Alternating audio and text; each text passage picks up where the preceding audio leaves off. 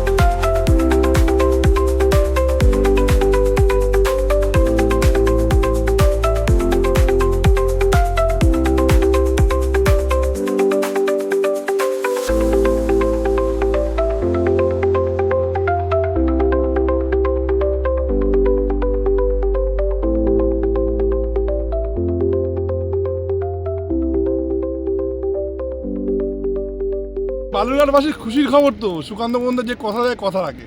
বালুরঘাট থেকে ব্যাঙ্গালোর ট্রেন এখানে এসে পৌঁছেছে 2025 সালের ট্রেন, একদম বডি ঝকঝকে তকতকে নতুন।